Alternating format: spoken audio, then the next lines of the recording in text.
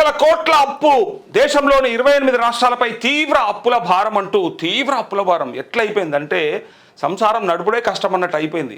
ఎందుకంటే ఇస్తున్నటువంటి హామీలు, పథకాలు, సంక్షేమం, ఇక అభివృద్ధి అంటే సరే అది అప్పు చేసినప్పటికీ అక్కడ అసెట్ కనిపిస్తుంది కాబట్టి అది ఒక ఆస్తిగా అయితే కనిపిస్తుంది. సో దాన్ని అప్పుల కింద తీసుకోలేము, ఎందుకంటే దానికి బదులుగా ఒక ఆస్తి ఉంది కదా. 80,000 కోట్లు అప్పు చేసి కాళేశ్వరం కట్టిర్రు అంటే కాళేశ్వరం అక్కడ అప్పు ఉన్నప్పటికీ దాని అసెట్ అయితే కనిపిస్తూ ఉంది. కానీ సంక్షేమం పేరు మీద చేస్తున్నటువంటి అప్పు, పెన్షన్లకు కానీ అన్న ఇయ్యొద్దా, ఇవ్వాలి, కానీ అది ఎక్కడ పోతూ ఉంది, ఎంత దూరం పోతుంది అంటే చివరికి మనల్ని మింగేసే కాడికి పోతూ ఉంది. ఇవాళ రాష్ట్రాల మీద ఉన్నటువంటి అప్పుల భారం చూస్తుంటే సామాన్యుడికైతే ఇట్లా వణుకు పుడుతుంది. 90 లక్షల కోట్ల అప్ప, మరి ఆదాయం కూడా ఉంటుంది కదన్నా, జీడిపి కూడా ఉంటుంది కదన్నా, జిఎస్డిపి కూడా ఉంటుంది కదా స్టేట్కి అంటే ఉంటుంది. అయినా కూడా ఇగో 10 ఏళ్లలో 131% పెరిగిన వ్యయం, ఆదాయం పెరిగిన ఆర్థిక లోటుతో నెట్టుకొస్తున్న అన్ని రాష్ట్రాలు కాగ్ నివేదిక వెల్లడి అంటూ కాగ్ నివేదిక వెల్లడిచ్చింది. ఆదాయం పెరిగినా కూడా విపరీతమైనటువంటి ఆర్థిక లోటుతో ఇబ్బంది పడుతుంది అని చెప్పేసి ఈ వార్త. అయితే ఇలా కేంద్రం అప్పు ఎంత తెలుసా, ఇగో లక్షల కోట్లు. ఒకసారి చూడండి, కేంద్ర ప్రభుత్వం అప్పు ఇది, రాష్ట్రంది కాదు, ఇది సెంట్రల్ గవర్నమెంట్ చేసినటువంటి అప్పు ఇప్పటిదాకా ఎంత ఉన్నదయా మన దగ్గర అంటే 215 లక్షల కోట్లు. ఇక్కడ ఇదెంతనయా అంటే 90 లక్షల కోట్లు. ఒక్కసారి ఈ ఫిగర్స్ చూడండి, మీకు అర్థమవుతుంది. ఇవి రాష్ట్రాలు 28 రాష్ట్రాలు చేసినటువంటి అప్పు. ఇక 28 రాష్ట్రాలు చేసిన అప్పు 90 లక్షల కోట్లు, సెంట్రల్ గవర్నమెంట్ సపరేట్గా చేసినటువంటి అప్పు 215 లక్షల కోట్లు. మొత్తం కలిపి ఎంత అయింది అంటే దగ్గర 310 లక్షల కోట్లు. దీన్ని దేశీయ స్థూల ఉత్పత్తితోని లెక్కిస్తారు, జీడిపి అని, జిఎస్డిపి అని. దీన్ని జీడిపితోని లెక్కిస్తే దీన్ని జిఎస్డిపితోని లెక్కిస్తారు, అంటే గ్రాస్ డొమెస్టిక్ ప్రోడక్ట్. అంటే దీన్ని తెలుగులో ఏమంటారు అంటే దేశీయ స్థూల ఉత్పత్తి. అంటే ఏంటంటే ఒక్కసారి అర్థం చేసుకోవాలి, మనము మన దగ్గర ఉన్నటువంటి అన్ని సర్వీసెస్, సాఫ్ట్వేర్, ఐటీ నుంచి మొదలు పెడితే పరిశ్రమల దాకా, వ్యవసాయం నుంచి మొదలు పెడితే అన్ని రంగాల్లో ఉన్నటువంటి ఉత్పత్తి, అంటే మనందరం సంపాదించే సంపాదనను బట్టి ఈ జీడిపి అనేది లెక్కేస్తారు. జీడిపి అంటే జిఎస్డిపి ఇక్కడ వచ్చేసరికంటే గ్రాస్ స్టేట్ డొమెస్టిక్ ప్రోడక్ట్ అంటారు దీన్ని. ఓకే, ఈ జీడిపి జిఎస్డిపిని బట్టి మనం ఏ పరిస్థితిలో ఉన్నాము అనేది చెప్తారు. ఇలా 4 ట్రిలియన్ ఎకానమీ అని మనం మాట్లాడుకుంటాం కదా, ఇగో ఇదే ఈ 310 లక్షల కోట్ల కాడ ఇక 4 ట్రిలియన్ ఎకానమీ అని మాట్లాడుకుంటాం. దీన్ని బట్టి పర్సంటేజ్ ఇస్తాం, మన ఆదాయం ఎంత అండ్ మన దేశీయ స్థూల ఉత్పత్తి ఎంత, అట్లే రాష్ట్ర స్థూల ఉత్పత్తి ఎంత అనే దాన్ని, అంటే GDP gross domestic product, gross state domestic product అనేది లెక్కేందుకు ఇస్తామంటే మనం ఏ పర్సంటేజ్ ఉన్నాం ఆ పర్సంటేజ్ ఎంత అనేది లెక్కిస్తాం. ఇక్కడ 90 లక్షల కోట్ల అప్పు ఉన్నటువంటి ఈ రాష్ట్రాలు ఏవైతే ఉన్నాయో వీటిల్లో మన తెలంగాణ తీసుకున్నాం అనుకోండి. తెలంగాణ తీసుకుంటే మనకు వచ్చే ఆదాయం అండ్ మనకున్న అప్పు లెక్కేస్తే అది 30%కి వస్తుంది. మనకు దగ్గర ఉన్నటువంటి 8 కార్పొరేషన్ అప్పులు, ఆ అప్పులు, ఈ అప్పులు, మనం కట్టే అప్పులు, కట్టాల్సిన అప్పులు, మాఫీ అయ్యే అప్పులు అన్ని కలిపినప్పటికీ కూడా ఇప్పుడున్నటువంటి లెక్కలో 8 లక్షల కోట్లు అయితే మన రాష్ట్రానికి ఉన్నటువంటి జిఎస్డిపి ఏదైతే ఉందో దాంతో లెక్కేస్తే 30 నుంచి 33% మధ్యలో ఉన్నది. కొంచెం హెల్దీగానే ఉన్నాం, మరి అన్హెల్దీ ఏం కాదు. కానీ దేశంది మొత్తం కనుక చూసినట్టయితే 80 నుంచి 85%కు ఉన్నాం, 85 నుంచి 85%కు ఉంది. ఇప్పుడు చెప్పుండ్రు, ఇక దేశం ప్రమాదంలో ఉన్నదా, రాష్ట్రం ప్రమాదంలో ఉన్నదా, వేరే రాష్ట్రాలు ప్రమాదంలో ఉన్నాయా? చివరికి ఈ అప్పు ఒక్కొక్కటి మీద ఎంత ఉంది అంటే ఇగో 140 కోట్ల జనాభా ఉన్నటువంటి ఈ దేశంలో ఒక్కొక్కటి మీద ఉన్న అప్పు ఇగో 2 లక్షల రూపాయలు ఉన్నది, 2 లక్షల రూపాయలు అప్పు ఉన్నది. ఇప్పుడు అర్థం చేసుకోరు ఇక ఈ దేశంలో ఎవరికి ఏమొస్తుంది, దేనివల్ల అప్పులు ఎక్కువైతున్నాయి, ప్రభుత్వాల విధానపరమైనటువంటి నిర్ణయాలలో లోపాలు ఏమున్నాయి, దేనివల్ల మనం ఇబ్బందులు పడుతున్నాం అనే దాన్ని ఒకసారి అర్థం చేసుకోవాలి. ఇది మన దేశం యొక్క పరిస్థితి అయ్యా. ఇక ఎఫ్ఆర్బిఎం పరిధి వీళ్ళు చెప్తారు, ఈ ఎఫ్ఆర్బిఎం పరిధి ప్రకారమే మేము లోన్లు తీసుకున్నాం, ఎఫ్ఆర్బిఎం పరిధి దాటలేదు అని చెప్పి.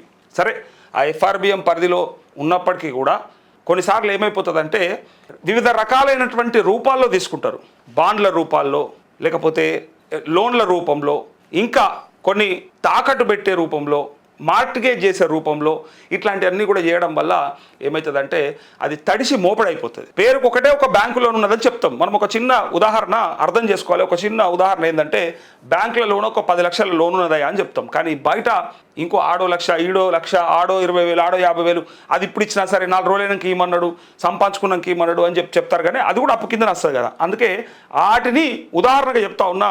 ఆ అప్పుల్ని వీళ్ళు చెప్పేటువంటి కార్పొరేషన్ అప్పులు, ఇండివిజువల్గా తెచ్చే అప్పులు అని చెప్పి ఉంటాయి కదా. సో అసలు అప్పు కాకుండా, నికర అప్పు కాకుండా మిగిలినటువంటి అప్పులు ఏవైతే ఉంటాయో వాటిని కూడా లెక్కేస్తే ఇగో ఎఫ్ఆర్బిఎం పరిధి దాటిందా దాటలేదా అనేది మనం లెక్కేసుకోవాలి. కానీ దీని అంతటికి మూల కారణం ఒకటే, రాజకీయాలు, రాజకీయ పార్టీల విధి విధానాలు, అవి అవలంబిస్తున్నటువంటి తీరు. వాటిల్లో లోపాలు ఉన్నాయి. వాళ్ళు ఒకరిని మించి ఒకళ్ళు అర్రాస్ పాటలు పాడి చివరికి ఏం చేస్తారంటే రాష్ట్రాలని అప్పుల కుప్పగా మారుస్తున్నారు. లక్షల కోట్ల అప్పుల దిశగా ఉన్నది ఇలా దేశం. 300 లక్షల కోట్ల అప్పు రాష్ట్రాలది, కేంద్రంది కలిపితే 300 లక్షల కోట్ల అప్పు.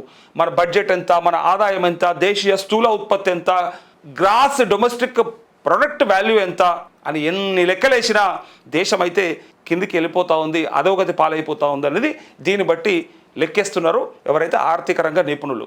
భవిష్యత్తు చాలా ఆందోళనకరంగా ఉందని చెప్తున్నారు. ఇగో దానికి సంబంధించిందే ఈ వార్త, రాష్ట్రాల అప్పుకు సంబంధించిందే ఈ వార్త. కానీ ఏమవుతుంది మరి అంటే, అన్న దేశానికి మరి ఆస్తులు కూడా ఉన్నాయి కదా అంటే ఉన్నాయి. ఆడికాడికైనా పర్షానే, అది ఎక్కువ ఇది తక్కువైనా పర్షానే. కానీ అప్పు ఎక్కువై ఆస్తులు తక్కువైనాడు ఏమవుతుందంటే ఇంకా మరో శ్రీలంక అయిపోతుంది. మనం గతంలో చాలాసార్లు చూసినాం. దేశం ఆగమైపోయిన సందర్భాలు చాలా ఉన్నాయి.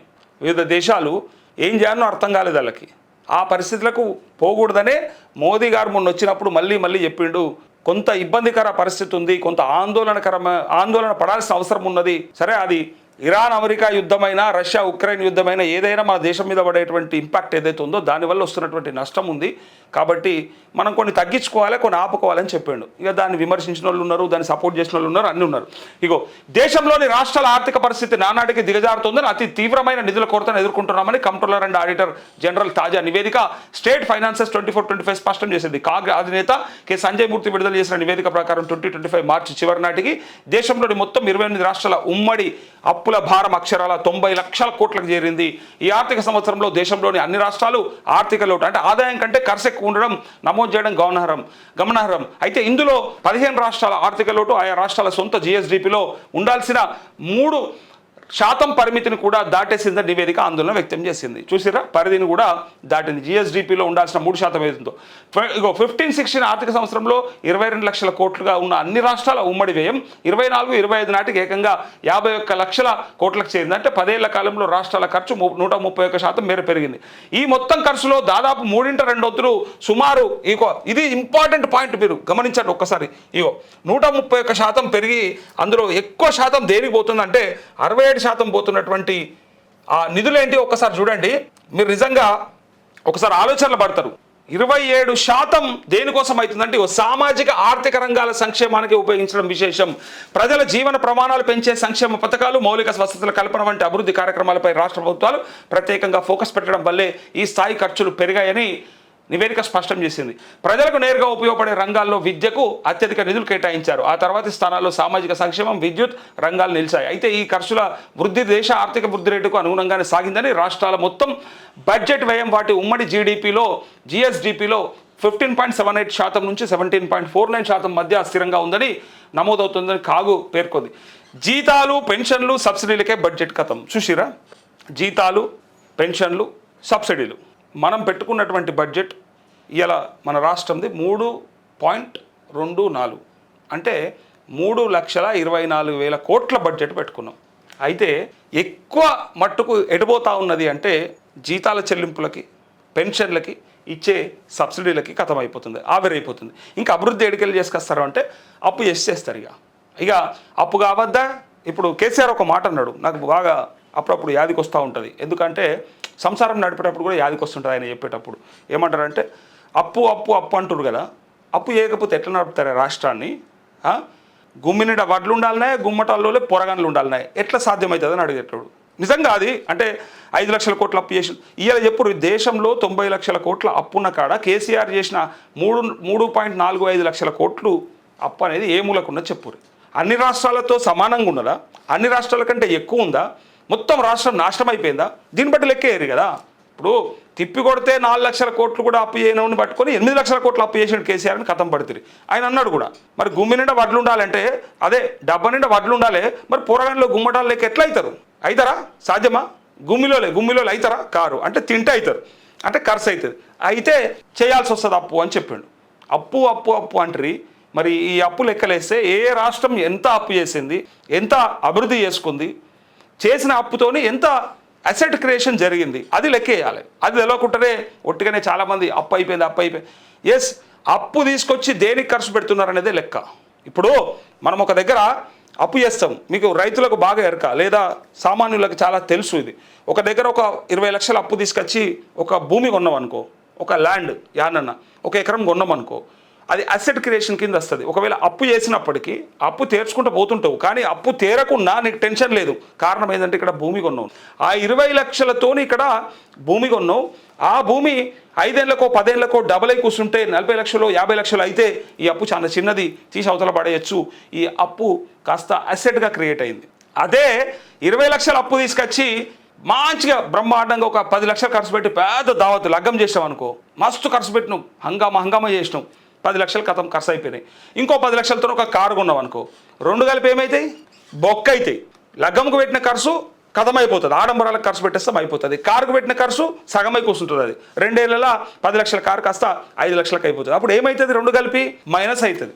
సంక్షేమం కూడా అంతే. ఇప్పుడు ఇది జరిగేది మన దేశంలో కానీ మన రాష్ట్రంలో కానీ, తీసుకొచ్చి పెన్షన్లు, జీతాలు, సబ్సిడీలు ఇవన్నీ ఇస్తుంటే సరే దేశంలో సరే కొంతమంది ఆర్థిక పురోగతి మరి ఎట్లా జరగాలి, మరి అట్టడుగున్న వర్గాలను పైకి ఎట్లా తీసుకురావాలి, వాళ్ళకి కొంత సపోర్ట్ ఇవ్వాలి కదా అంటే ఇస్తూనే ఉన్నాయి ప్రభుత్వాలు. ఈ స్వతంత్ర భారతదేశంలో 75 సంవత్సరాల నుంచి ఇస్తూనే ఉన్నాయి. పేదోడుగానే ఉంటుండు, మరి ఎందుకో వాడు ఆనే ఉంటుండు, వాడిని ఎందుకో పైకి తెస్తలేరు. ఇలా సబ్సిడీలు అవుతలేవు, ఇలా సంక్షేమం అవుతలేవు. మొదటి నుంచి బ్రహ్మాండమైన అభివృద్ధి అని చెప్తున్నారు. ప్రతి సంవత్సరం బడ్జెట్ పెట్టుకొని ఈ 75 ఏళ్ళల్లో నడిపిస్తున్నటువంటి ప్రభుత్వాలల్లో ఇంకా పేదోడు అంటూ ఉంటాడు. ఇంకా నేను చెప్తున్నా కదా, ఈ వ్యవస్థలో కూడా కొంత లోపం ఉన్నది, కొంతమందికి అర్థం కాదు. అది వ్యవస్థలో ఉన్నటువంటి లోపం వల్ల కూడా దేశానికి ఇంత నష్టం అవుతుంది. ఎవరి కాళ్ళు స్వీయ నియంత్రణ కూడా ఉండాలి. ఇలా నువ్వు కార్లు తిరుగుతావు, ఇలా నీ దగ్గర 10 ఎకరాల భూమి ఉంటుంది, అయినా నీకు పెన్షన్ కావాలి, అయినా నీకు రేషన్ బియ్యం కావాలి, అయినా నీకు ఇందిరం ఇల్లు అడుక్కునే అర్హత ఉండాలి. ఇగో గిన్నెల మోసం అవుతుంది, ఇండ్ల నాశనం అవుతుంది. అందుకోసమే ఇబ్బంది పడతా ఉన్నాం. ఇది ఇంకొకరి మీద భారం పడుతుంది. మనం ఎంతసేపు నాదేం పోయింది, రాష్ట్రం అప్పు, దేశం అప్పు, కేసీఆర్ చేసిండు, ఆడే కట్టుకుంటాడు, ఎవడు కడతాడు. కేసీఆర్ చేసినా, రేవంత్ రెడ్డి చేసినా నువ్వే కట్టాలి, నువ్వో నేను మనమే కట్టాలి, మన మీదనే ఉన్నది అప్పు. సో ఇది ఒకటి అర్థం చేసుకొని జనరల్గా అంటే ప్రజలలో కూడా ఒక రకమైనటువంటి ఆలోచన కలగాలి. ఇది నష్టమవుతుందా, కష్టమవుతుందా, దీనివల్ల భవిష్యత్తు ఏంది, మరి మన పిల్లల మీద కదా వేస్తున్నది, మనం ఓల మీద వేస్తున్నాం అప్పు. సో అందుకే రాష్ట్రాలు ఉపయోగిస్తున్నటువంటి ఏవైతే అంటే అప్పులని వినియోగిస్తున్నటువంటి విధానాన్ని చూడాలి. తీసుకొచ్చి అసెట్ క్రియేషన్ జరుగుతోందా, లేదంటే సంక్షేమానికి ఖర్చు పెట్టి ఉపయోగిస్తూ ఉన్నారా, దేనివల్ల మనకు ఎక్కువ నష్టం అవుతుందనే దాన్ని డెఫినెట్గా అర్థం చేసుకోవాలి.